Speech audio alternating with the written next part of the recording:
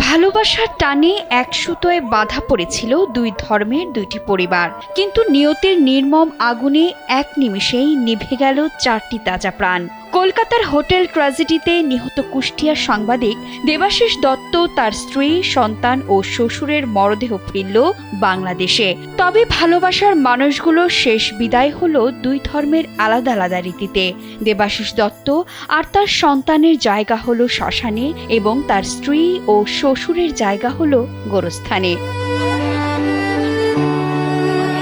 নিহত দেবাশিস দত্ত আজকের পত্রিকা এবং চ্যানেল 9-এর কুষ্টিয়া প্রতিনিধি ছিলেন। জীবন অবাক না করলে কে করবে? 28% মিল্ক ফ্যাটের অবাক করার সাথে ফ্রেশ মিল্ক পাউডার। জীবন অবাক করুক প্রতিদিন। শনিবার রাতে ভারতে প্রয়োজনীয় আনুষ্ঠানিকতা শেষে চারজনের মরদেহ কুষ্টিয়ায় পৌঁছায়। আরুয়াপাড়ার বাড়িতে সাংবাদিক দেবাশিস দত্ত ও তার 3 বছর বয়সী ছেলে স্বর্ণশীষ দত্তের মরদেহ পৌঁছালে কান্নায় ভেঙে পড়েন স্বজন, প্রতিবেশী ও সহকর্মীরা।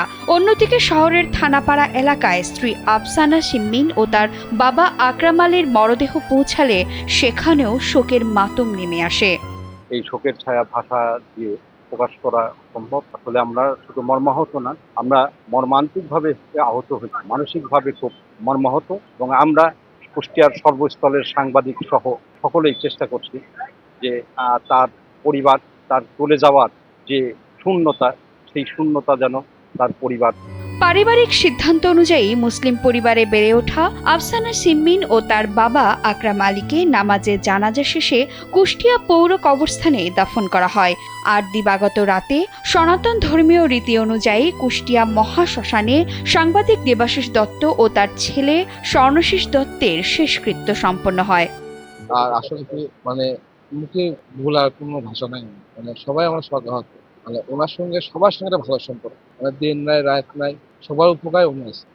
আমি আর বলতে পারছি যে উনি এত সুন্দর, এত ভালো ছেলে, লাখে একটা হয় এরকম বলছি। দাফন ও শেষকৃত্যে নিহতদের স্বজন, স্থানীয় বাসিন্দা, বিভিন্ন রাজনৈতিক দলের নেতাকর্মী এবং জেলার গণমাধ্যম কর্মীরা উপস্থিত ছিলেন। এ সময় কুষ্টিয়া প্রেস ক্লাব সহ বিভিন্ন সংগঠনের পক্ষ থেকে দেবাশিস দত্তের প্রতি ফুলেল শ্রদ্ধা জানানো হয়। এই দেবাশিস অকাল মৃত্যুতে আমরা আসলেই কষ্ট পেয়েছি, এবং দেবাশিস, তার স্ত্রী এবং পুত্র এবং শ্বশুর সহ 4 জন নিহত হয়েছেন।